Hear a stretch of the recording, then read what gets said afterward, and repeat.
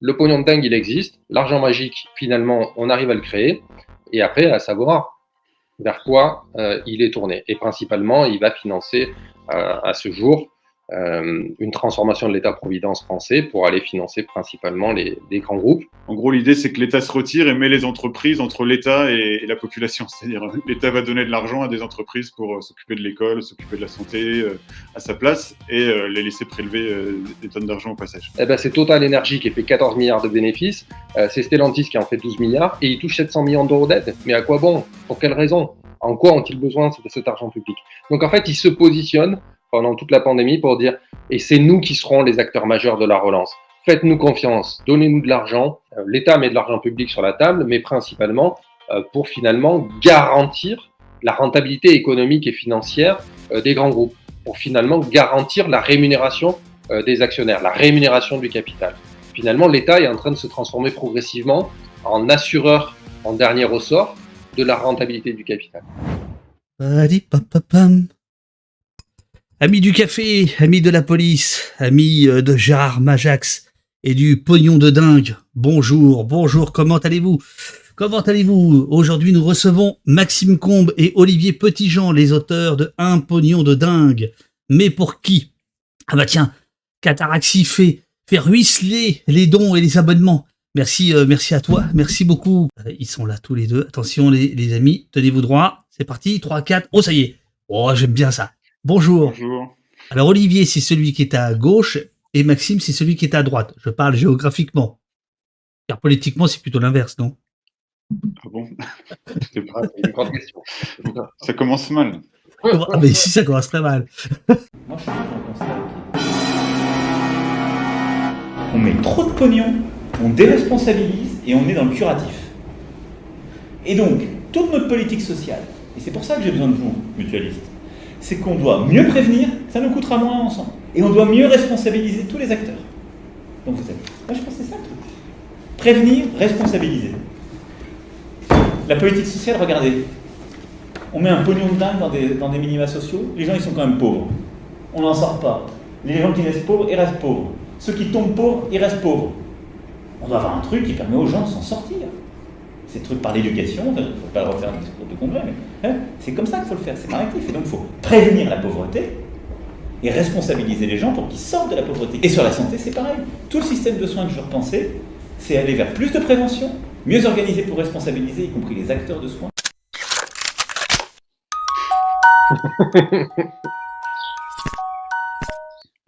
J'ai mis Macron parce que c'est le point de départ, évidemment, de votre travail. À la limite, c'est pas cette vidéo le point de départ. Le point de départ, c'est vraiment de se retrouver confiné en mars-avril 2020 Oui.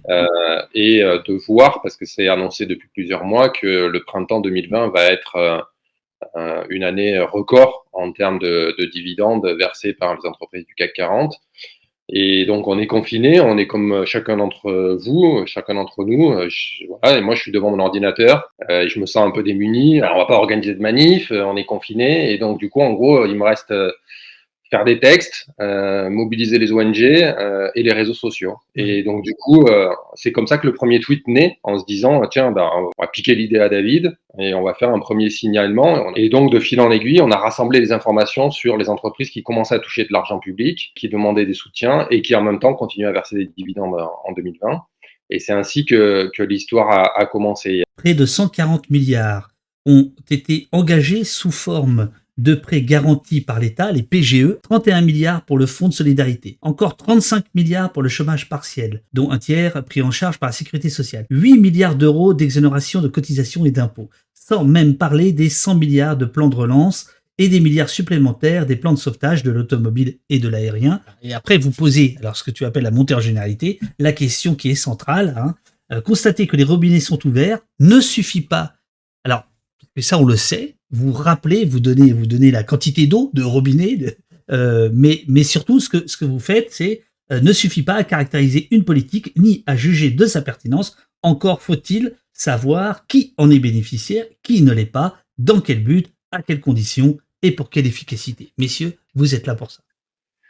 Alors, bon, peut-être faut préciser d'emblée qu'on ne conteste pas le besoin à un certain moment, au moment du premier confinement, etc., qu'il y ait de l'argent public pour soutenir les entreprises, les petites entreprises, les salariés qui en ont besoin. Donc ça, c'était légitime. Et évidemment, le gouvernement a parlé que de ça. Nous, ce qu'on dit, c'est que derrière ce côté consensuel de aider les petites entreprises, etc., on connaît tous des commerçants, etc., qui ont survécu grâce à ça. Il y a eu des vannes d'argent public qui sont vers beaucoup plus grands que le gouvernement l'a toujours dit, même quand Bruno Le Maire a parlé de 240 milliards à un moment. En fait, il y a beaucoup plus d'argent parce qu'il y a des formes de soutien qui sont restées invisibles.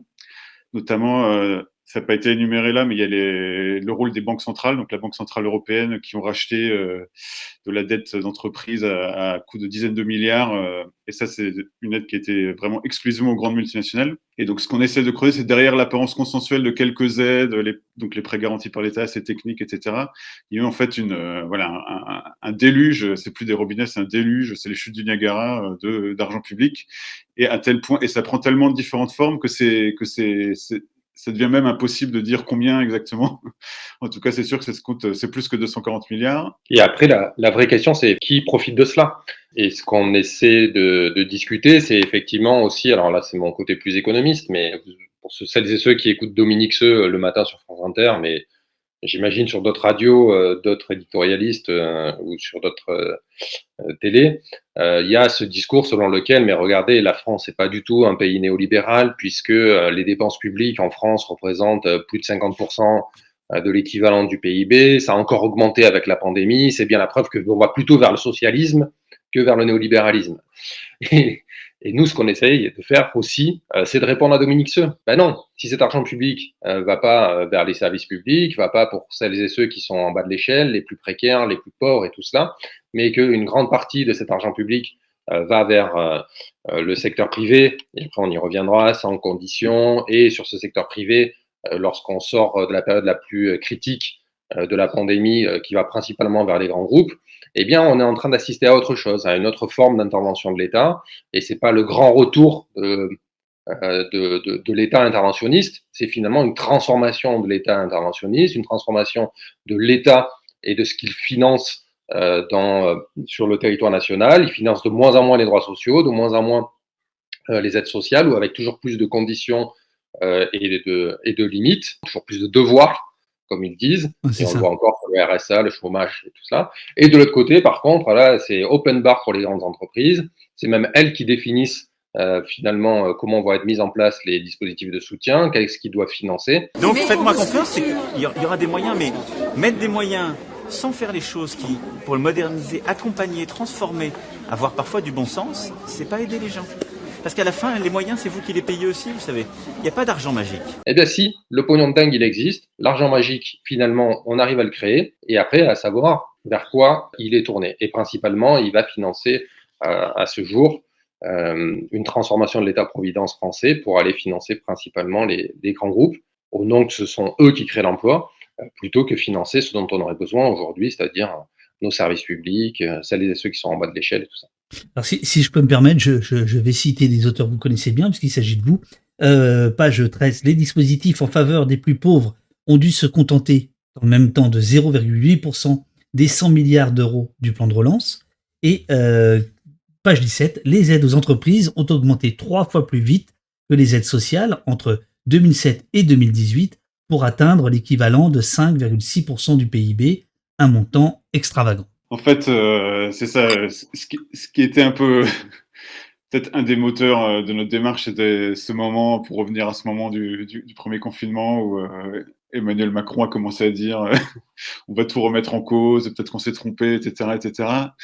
Et en fait, on voit ce qu'on montre dans ce livre, c'est qu'en fait, il a rien remis en cause du tout, et même il a même accéléré des choses sous certains aspects, sa vision politique, qui est de remettre l'État structurellement au service du secteur privé, et ça touche donc évidemment les formes de soutien aux grandes entreprises. Et là, je pense que ce qu'on voit en ce moment, et ce qu'on va voir dans les prochaines années, sans préjuger des résultats électoraux, etc., c'est un ciblage encore plus fort des derniers services publics qui restent et des dernières formes d'aide sociale qui restent, notamment l'éducation et la santé. En gros, l'idée, c'est que l'État se retire et met les entreprises entre l'État et la population. C'est-à-dire, l'État va donner de l'argent à des entreprises pour s'occuper de l'école, s'occuper de la santé à sa place et les laisser prélever des tonnes d'argent au passage. Vous expliquez d'ailleurs que en fait, il y aurait un proverbe chez dans la haute, on peut dire ça comme ça, ne pas laisser se gâcher une bonne crise. C'est clair que dès le début de la pandémie, si on lisait un peu la presse économique,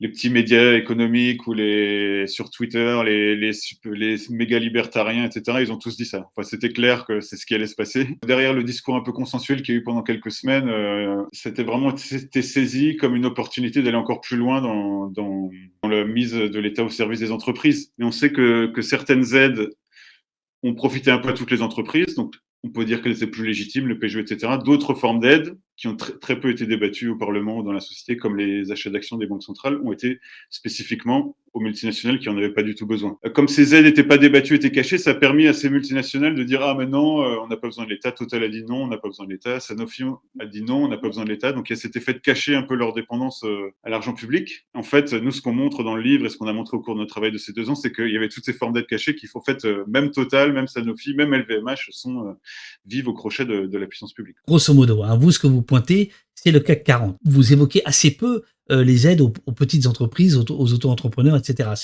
Vous faites un distinguo.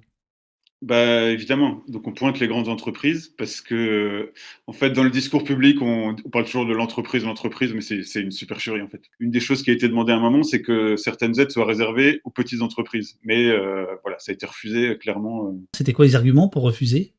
Que c'était pas possible juridiquement parce que ça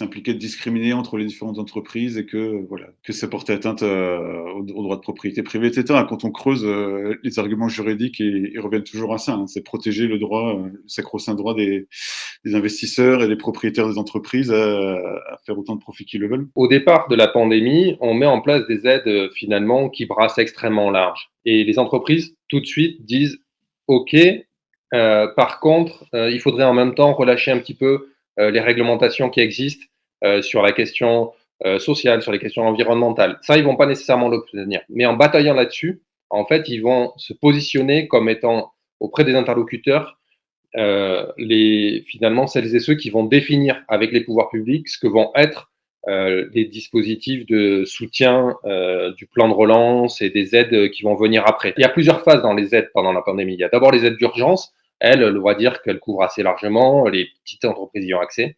Et puis après, on place sur des choses un peu plus stratégiques, que sont le plan de relance, le plan France 2030, là, avec des dispositifs de soutien qui sont en fait réfléchis et pensés pour le capitalisme français, pour les grands champions nationaux. Et donc, on vient sauver Air France, quoi qu'il en coûte, et sans changer son objet de production.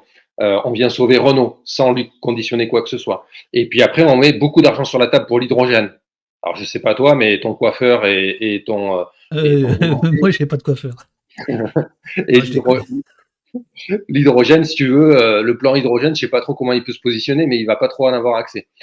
Et c'est la même chose sur l'avion vert, c'est la même chose sur la voiture électrique. Qui se positionne sur la voiture électrique et qui va toucher plus de 700 millions d'euros d'aide pour construire une usine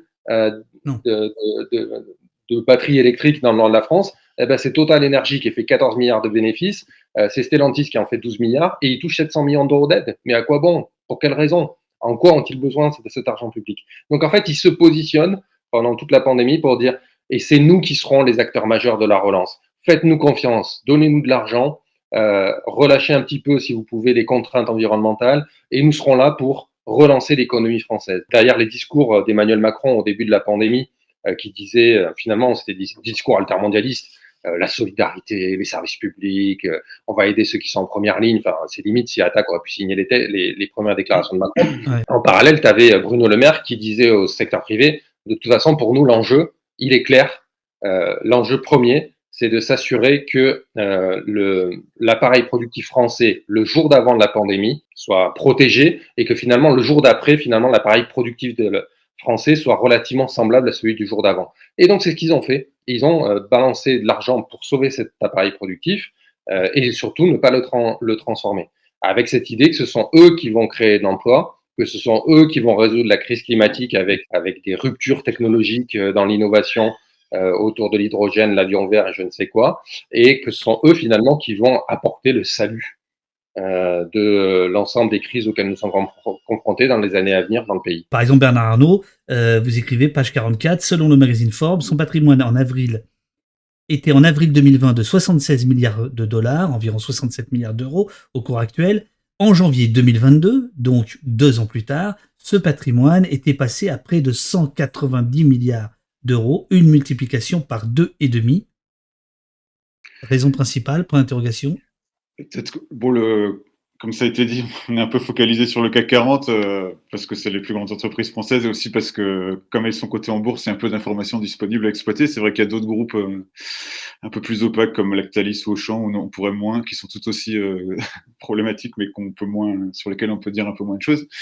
Mais globalement, Bernard Arnault et BlackRock, c'est les 2 principaux actionnaires du CAC 40, les plus riches actionnaires du CAC 40.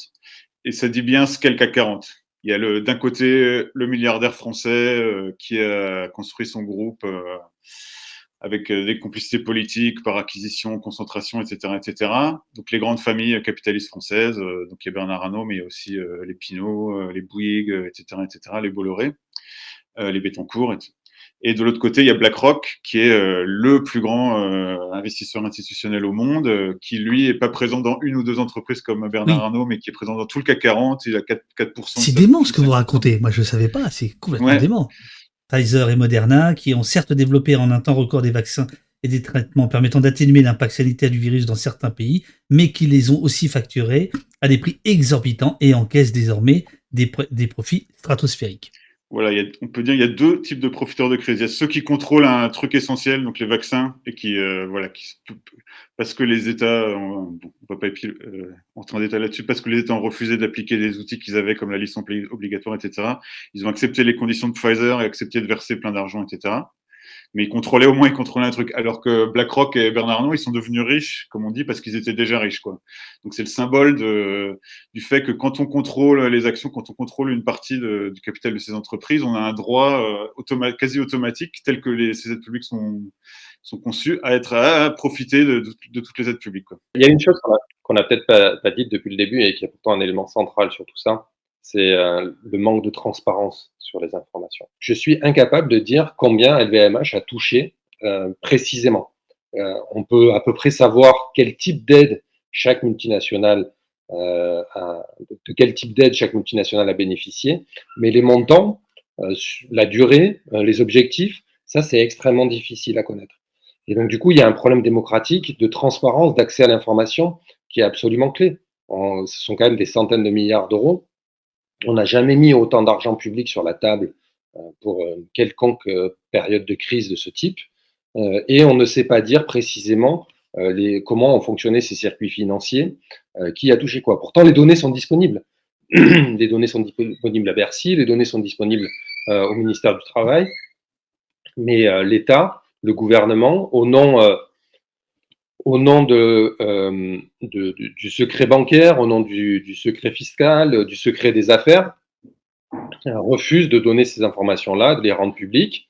Et on est donc dans une situation où finalement, on veut toujours avoir plus de contrôle sur l'argent public qui est donné aux assistés sociaux tels qu'ils sont définis, et avec toujours plus de conditions. Mais de l'autre côté, finalement, on est face à une boîte noire. Sur l'échiquier politique, est-ce qu'il y a des gens qui vous semblent à suivre, qui pourraient exiger un peu plus de transparence ou même une transparence totale? C'est l'ultime phase de notre travail sur ces questions-là, c'est d'avoir justement repéré pendant la pandémie les groupes politiques qui ont bataillé pour exiger plus de transparence, plus de conditionnalité, plus de finalement suivi public des aides publiques au secteur privé. Et ça s'est résumé principalement au groupe à la gauche de la majorité présidentielle. Donc le Parti socialiste, les écologistes, les insoumis, les communistes et les ex-LREM en rupture de banc qui avaient quitté ce parti-là. Il y a une exigence, des revendications et des propositions qui ont été portées par ces groupes pendant la pandémie, qui ont toutes été blackboulées ou repoussée au calendrier grec par le gouvernement et la majorité présidentielle. La question de la transparence, si elle vient dans l'espace public, elle ne peut pas être retoquée, elle ne peut pas être rejetée frontalement. Vous ne pouvez pas avoir un dirigeant politique qui vienne à la barre et qui dise « Ah oui, effectivement, il y a un maquis d'aide publique au secteur privé, c'est l'opacité, on ne sait pas qui contrôle, aujourd'hui ça concerne des centaines de milliards d'euros, mais vive l'opacité, vive l'absence de transparence. » Et donc si on fait monter finalement la grogne, la colère, on rend public, on systématise le fait qu'il y a plein de grands groupes qui touchent des aides publiques dans l'opacité la plus totale, y compris sans contrôle, y compris avec des décisions de grands groupes qui, en 2020-2021, touchent des aides publiques, en 2022, ferment des usines. Ça, c'est Valourec, c'est bien dans des entreprises, on peut en citer plein. Eh bien, si on fait monter ces sujets-là à l'actualité, je pense qu'on peut tout de suite derrière embrayer sur une vraie campagne pour la transparence et la gagner, cette bataille, y compris avec un rapport de force au sein du Parlement qui, semble-t-il, sera moins défavorable sous le prochain quinquennat, pour le dire ainsi, à minima, que sur le précédent. Le but ultime, c'est que, je sais pas, c'est pas le socialisme, mais c'est qu'il y ait au moins une économie plus équilibrée, ou que tout n'aille pas aux grandes entreprises, qu'il y ait aussi du soutien pour les petites entreprises, les services publics, les gens qui en ont besoin, l'économie sociale et solidaire, les communs, enfin, une économie beaucoup plus pluraliste, disons. On sent ce qui vous anime.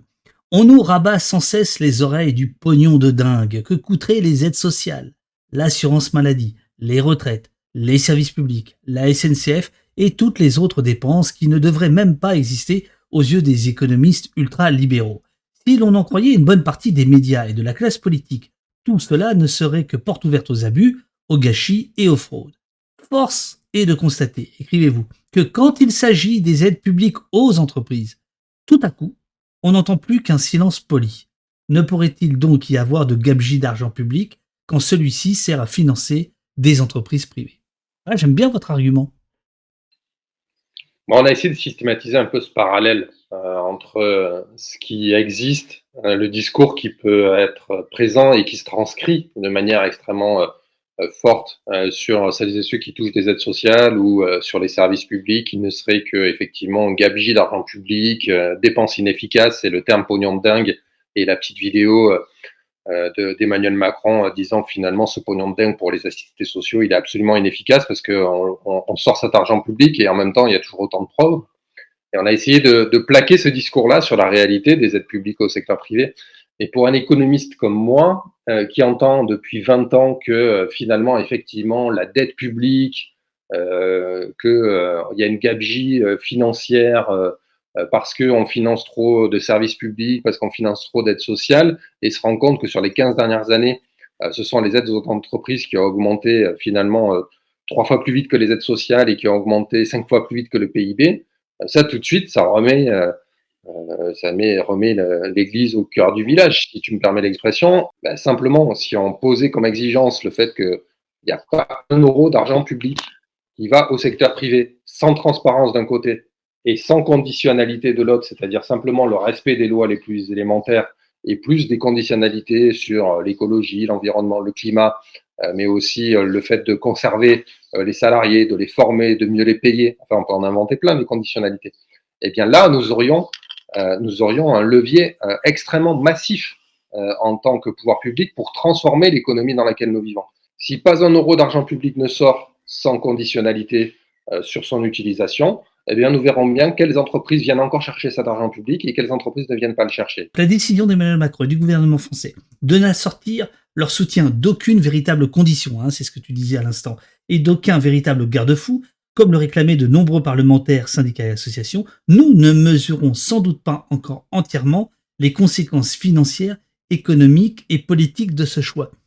Le risque, c'est que cette délégation de pouvoir aux multinationales, cette délégation de services publics aux multinationales, on pourrait appeler ça, soit enracinée encore plus. Et l'autre tranchant, c'est la question de l'austérité. En fait, qui est le pendant, disons, on l'a vu après la crise financière. Un moment, d'une manière ou d'une autre, on nous dira ah oui, bon, on a aidé à coups de milliards, etc. Et maintenant, voilà, il faut payer pour cette crise. Et donc, c'est la stratégie du choc. Ce sera une excuse pour dire on n'a pas l'argent pour faire ci, pas l'argent pour faire ça. Donc voilà, il y a le double tranchant. Un, on a donné plus de pouvoir aux entreprises. Et deux, du même coup, on s'est donné une nouvelle excuse pour dire on n'a pas assez d'argent pour faire tout le reste, pour aider les gens, pour aider les services publics, etc. C'est 1/5 du PIB, l'équivalent d'1/5 du PIB qui a été mis sur la table pour faire face à la pandémie. C'est une capacité et un pouvoir d'agir absolument conséquent. Les pouvoirs publics auraient pu effectivement transformer Maxime, et ça, c'est le excuse-moi, négatif du résultat.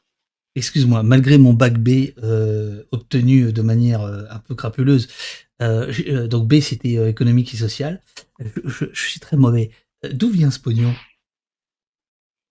Là, ce pognon, il a 3 origines. Et est-ce qu'il en reste? Tu vois, est-ce qu'on peut en demander un peu de rame? Mais d'où il vient et est-ce qu'il en reste? Alors, En toute franchise. Pour partie, il y a un dispositif donc nouveau créé par l'Union européenne autour de cet argent public pour le plan de relance européen. Donc Oui. ça, ce sont les États qui ont décidé d'emprunter et de s'endetter conjointement au niveau européen.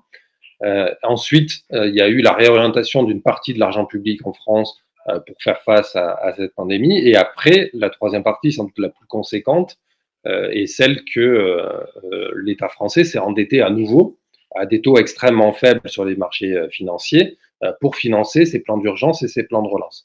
Et donc, du coup, si l'on souhaitait, oui, il en resterait. Oui, aujourd'hui, on pourrait débloquer de l'argent public supplémentaire pour financer la transition écologique.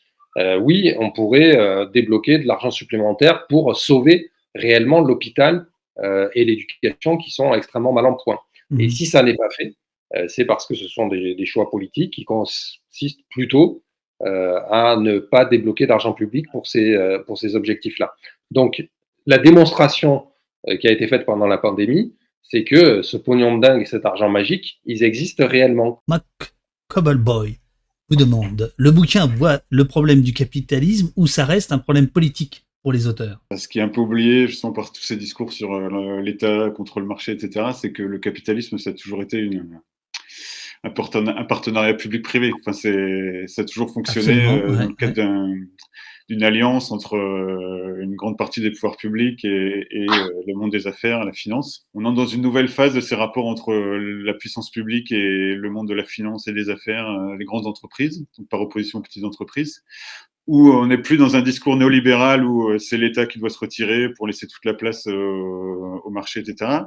On affirme le rôle de l'État, mais au service des marchés. Donc mais ça reste, voilà, c'est une nouvelle, on pourrait dire que c'est un nouvel avatar du capitalisme. Au début du bouquin, on a mis une phrase en exergue qui, à mon avis, permet de répondre à cette question de Fernand Braudel qui expliquait que le capitalisme ne triomphe que lorsqu'il s'identifie à l'État, qu'il est l'État. Et donc, du coup, nous, ce qu'on essaye de faire, c'est un aller-retour entre une analyse, on va dire, plus politique, sociopolitique, des rapports de force existants et un travail plus économiciste, on va dire, d'analyse du capitalisme tel qu'il fonctionne, et de ne cesser de faire un aller-retour entre les deux pour montrer qu'effectivement les pesanteurs, l'inertie du capitalisme, sa capacité à s'auto-régénérer, à étendre ses pouvoirs, son emprise sur la société, sur l'économie, sur le politique est extrêmement puissant, mais les pouvoirs publics disposent de leviers qui pourraient être mis à l'usage d'une transformation de ce capitalisme. Et donc, du coup, si derrière la question c'est est-ce que finalement les auteurs que vous avez devant vous ce matin sont anticapitalistes ou simplement pour une amélioration, une réglementation, une régulation du capitalisme existant, ma réponse, c'est de dire que finalement, pareil, un peu des deux. C'est-à-dire qu'on a besoin, dans une perspective de long terme et de transformation extrêmement puissante, de la situation dans laquelle nous vivons pour mettre les biens communs, pour mettre les services publics, pour mettre les petites gens, ceux qui souffrent aujourd'hui, au cœur de la politique publique, eh bien d'éroder le pouvoir du capitalisme. Et pour cela, nous avons besoin des pouvoirs publics, nous avons besoin d'inventivité, nous avons besoin de mouvements sociaux, de mobilisation, et qui vont éroder ce pouvoir-là progressivement. Alors, avec un paradoxe que vous soulignez page 103 et que votre chapitre, le refus de conditionner les aides ou quand l'État organise sa propre impuissance. L'État se mange lui-même, d'une certaine manière, organise sa propre impuissance, et il le fait en payant des consultants, mais comme on l'a dit, de la même manière, il le fait en laissant les clés du camion aux entreprises pour créer de l'emploi, pour faire le climat. Et d'une certaine manière, derrière ce débat, est-ce qu'il faut conditionner les aides ou pas, le débat c'était l'État quel est le rôle de l'État? Est-ce que portait la société civile, est-ce qu'on porte, ce qui a été à nouveau décrit par Maxime, c'est le rôle de l'État, c'est d'utiliser ses leviers, son argent public pour mener à bien les transformations nécessaires, réduire les inégalités, redonner du pouvoir aux petites gens, financer les services publics, répondre aux besoins des gens. Et la version qui a été défendue de fait par le gouvernement, c'est le rôle de l'État, c'est de mettre de l'argent sur la table et de donner les clés du camion et voir dans beaucoup de cas de faire en sorte que, en modifiant les régulations, etc., de faire en sorte que les entreprises soient la seule solution et libre cours pour voilà, développer un marché. Exemple, Doctolib, en disant, ah oui, il y a la vaccination, donc on va créer les conditions pour que Doctolib se développe, devienne un monopole des rendez-vous pour la vaccination, rendez-vous avec les médecins, etc., etc. Donc c'est vraiment l'État au service du développement des champions nationaux. Vous expliquez très tôt dans le livre, je le mets là à l'écran, l'épidémie de coronavirus, on a déclenché une autre, l'épidémie du lobbying. Les milieux d'affaires ont réclamé l'aide de l'État pour faire face à la crise, mais ils en ont profité pour glisser quelques autres revendications. Alors, je ne sais pas à qui vous pensiez, si c'était McKinsey ou d'autres, mais vous expliquez que là aussi, dans les profiteurs de crise, se sont glissés les lobbies, les cabinets conseils. Sous prétexte de cette situation de crise, d'urgence nationale, de solidarité, en fait, on nous a beaucoup parlé de solidarité nationale. Et en fait, ce qui était dit, c'est que c'était une excuse pour resserrer encore, si c'était possible, les liens entre les milieux d'affaires et les tops des milieux d'affaires et le gouvernement. Et on l'a vu, par exemple, pour revenir sur ces fameux PGE, donc prêts garantis par l'État, c'est quelque chose qui a été conçu en quelques jours avec la Fédération bancaire française, c'est-à-dire le représentant des grandes banques, BNP Paribas, Crédit Agricole, etc., et Bercy. Tous les deux, ils ont conçu le système, hop. Et pareil, sur les questions industrielles, ils se sont mis ensemble, ils se sont vus tous les jours, des comités avec d'un côté les hauts fonctionnaires, de l'autre côté France Industrie et les représentants des grandes entreprises pour prendre en main les problèmes. Vous consacrez un chapitre à l'argent public qui subventionne les suppressions d'emplois. Et alors là, j'avoue, on est page 61, j'avoue que c'est un podium absolument incroyable. C'est-à-dire que voilà des entreprises, alors il y a Valeo, Renault, Air France, Safran, Sanofi, je prends celles que j'ai notées, mais il y en a plein d'autres, qui vont recevoir des aides et qui, parfois, quelques jours plus tard, annoncent des suppressions d'emplois massives. Ça fait le lien avec ce que tu évoquais tout à l'heure sur comment l'État crée sa propre impuissance. Pourquoi on parle d'impuissance de l'État? Parce qu'on se renvoie nécessairement à Michelin en 1999 et à Lionel Jospin qui dit, alors que Michelin vient d'annoncer des profits faramineux et qui décide de fermer une usine et supprimer des emplois, et Jospin arrive en disant mais l'État ne peut pas tout. Mmh. Et en fait, les cas comme Michelin n'ont cessé de se multiplier. Donc de groupes, d'entreprises qui font des profits, qui touchent des aides publiques et qui, derrière, vont licencier, vont fermer des usines. Dans les cas les plus emblématiques, il y a eu Daewoo, il y a eu Continental, Goodyear, Delphi, Whirlpool, dont on se souvient en 2017 avec la joute Le Pen, Macron et François Ruffin au milieu, ou encore Ford, l'usine de Philippe Poutou. Ça fait 20 ans qu'on se lamente, et y compris avec des prises de position publiques relativement importantes. En 2007, au moment de la présidentielle entre Sarkozy et Ségolène Royal, les deux interviennent publiquement, parce qu'il y a un cas emblématique à ce moment-là, ils disent « ce n'est plus possible, on ne peut pas donner de l'argent public, puis que l'entreprise décide de supprimer des emplois, puis de partir, de délocaliser, nous allons réguler ça ». Donc les pouvoirs publics sont toujours confrontés à cette situation où le groupe prend de l'argent public, comme cet argent public n'est pas conditionné au maintien de l'emploi sur du long terme, comme il n'est pas conditionné à une véritable transformation de l'appareil productif, eh bien le groupe, un an après, parce que la situation et la conjoncture mondiale s'est transformée, parce qu'il a décidé de faire autre chose, parce qu'il faut donner un signe d'augmentation de la rentabilité financière aux actionnaires, ben, il décide de partir, il décide de fermer l'usine, il décide de supprimer des emplois. Et là, les pouvoirs publics sont le bec dans l'eau. Comme l'argent n'a pas été conditionné, ils n'ont pas de rapport de force avec ces entreprises-là. Comme ils ne veulent pas exproprier, parce que s'ils en exproprient une, il faudra qu'ils en exproprient 100, 1000. Et comme du coup la loi Florange ne permet pas de récupérer l'argent public de manière systématique et très importante, et bien du coup, on construit la propre impuissance de l'État par le fait de mettre de l'argent public sans le conditionner. Et donc du coup, on a là un vrai problème, et c'est ce qui vient encore de se passer effectivement sous la pandémie, où nous n'avons cessé d'observer, et le pire étant sans doute, je pense, Sanofi, où Emmanuel Macron se rend dans une usine Sanofi pour dire « Nous allons relocaliser les activités parce qu'on ne peut plus dépendre des marchés internationaux pour l'accès aux médicaments. » Et Sanofi, 3 jours après, dit « Je vais fermer une usine et supprimer les emplois en France. Mais par contre, je prends l'argent pour la relocalisation, ça, il n'y a pas de problème. » Ben, voilà. Et ça, on va le payer sur du long terme parce que tout l'argent public qui a été débloqué pendant cette pandémie, et donc qui est massif, comme il n'a pas été conditionné, eh bien, dans les années à venir, et y compris parce que là, nous avons manifestement un retournement de la conjoncture économique, pour utiliser les mêmes termes que les économistes et éditorialistes économistes que vous entendez à la télé ou à la radio, eh bien, nous allons avoir une nouvelle épidémie de fermeture d'usines, de suppression d'emplois. La dernière en date, c'est Vallourec, il y a 15 jours. Vallourec, c'est sans doute 1 milliard d'argent public mis sur la table sur les 7-8 dernières années. Et on est passé de 5500 emplois en France à 2300. Et bien ça, c'est l'impuissance de l'État telle qu'elle est constituée et constitutive de ces aides publiques non conditionnées. Un point aussi que j'ai trouvé très subtil dans votre bouquin, c'est la question des aides et comment on obtient les aides. Donc vous expliquez, je crois que c'est ce que tu as dit tout à l'heure Maxime, il y a à peu près 2000 aides pour les entreprises, et vous expliquez très bien que pour une petite entreprise, en fait, il y a un effet de sidération, de difficulté à se mouvoir dans le maquis. Je vous cite de mémoire, mais sinon c'est pas 78 et 79.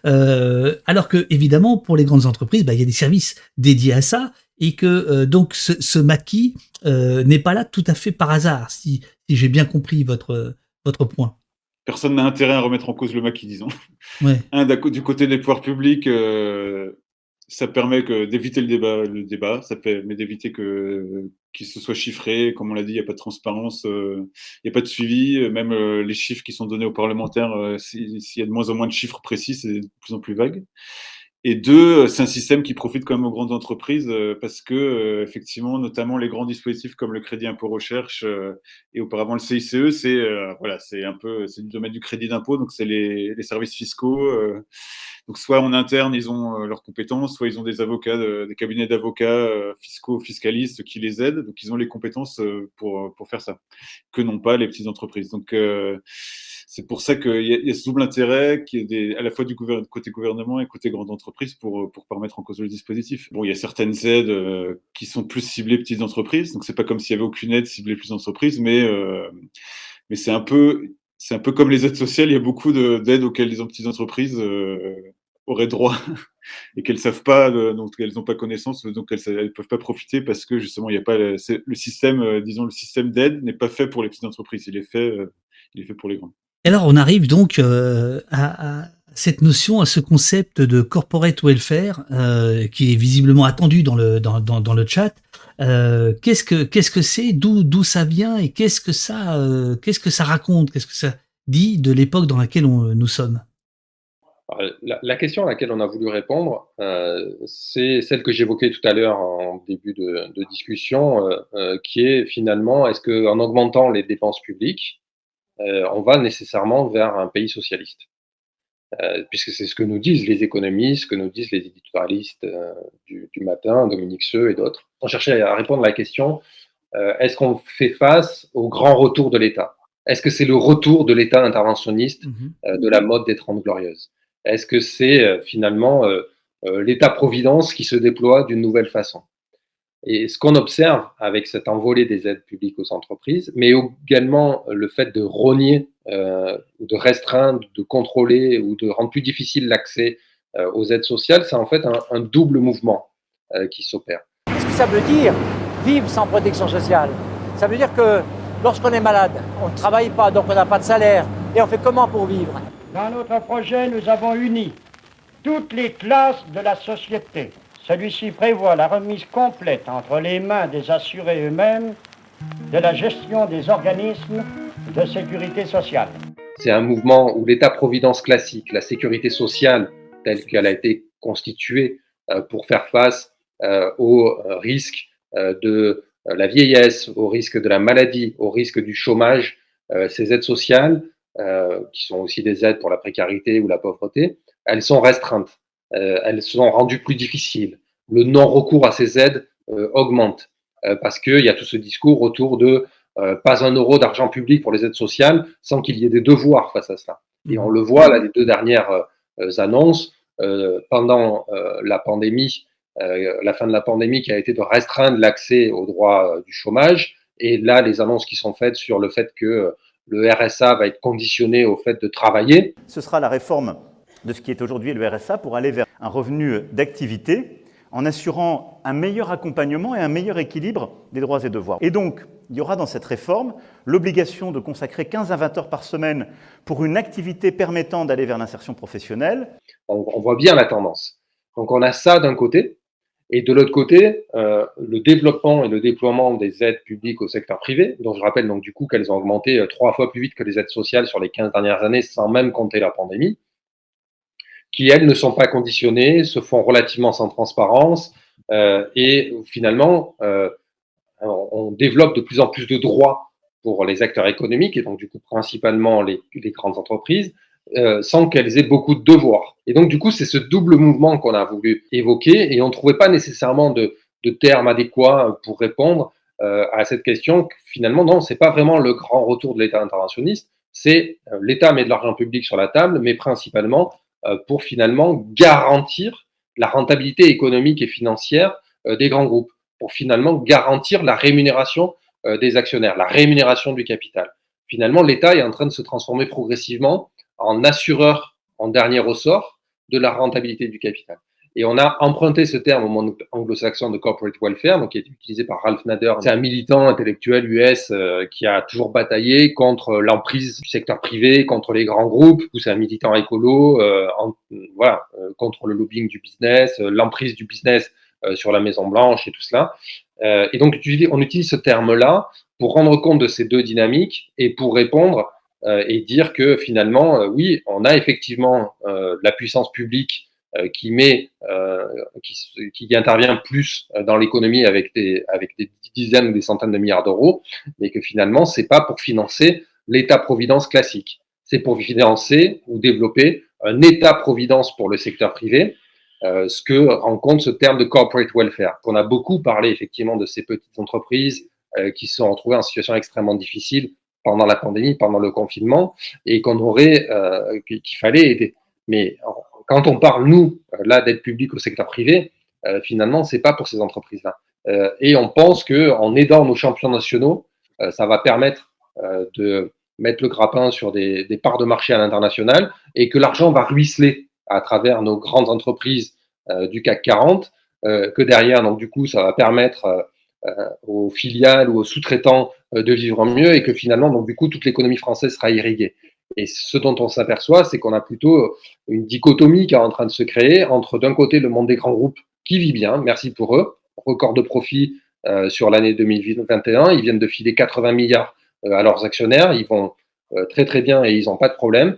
Et de l'autre côté, un monde économique qui est effectivement plus celui de la petite ou moyenne entreprise, qui n'ont pas nécessairement accès aux aides publiques pour les raisons qu'on a évoquées, parce qu'il faut des armées de fiscalistes ou de gens qui remplissent les dossiers pour y avoir accès, et qui, eux, sont en plus grande difficulté et payent souvent un coût important dans les retournements de conjoncture économique. Une des sources de slip, c'est aussi un énervement, disons, vis-à-vis des discours. On en a parlé pas mal d'Emmanuel Macron, mais moi, personnellement, ce que je trouve particulièrement énervant depuis le début de la pandémie, c'est ce discours nous dire effectivement, en fait, c'est pour notre bien qu'on dépense tant d'argent public pour les champions nationaux, c'est pour notre bien qu'on soutient Sanofi, on nous dit même que c'est au nom de la souveraineté. Et en fait, c'est plus qu'une supercherie, c'est une vraie arnaque, une terrible arnaque, parce que c'est pas du tout notre souveraineté démocratique, c'est la souveraineté de ce petit monde de grandes entreprises. Et cette expression de corporate welfare, elle capture cette idée, c'est qu'en fait notre bien-être, notre providence passerait par soutenir ces grandes entreprises, ces champions nationaux, dont on voit très bien qu'en fait ils s'en foutent totalement de nous, et que voilà. Donc c'est ça que capture cette expression.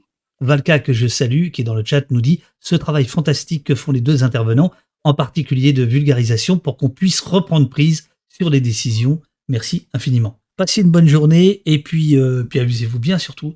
Et puis on continue, quoi, voilà. Chacun Merci. comme il peut. Merci à toi, David. À bientôt. Merci, c'était un plaisir. Merci beaucoup. Bonne journée à vous deux. Salut, ciao.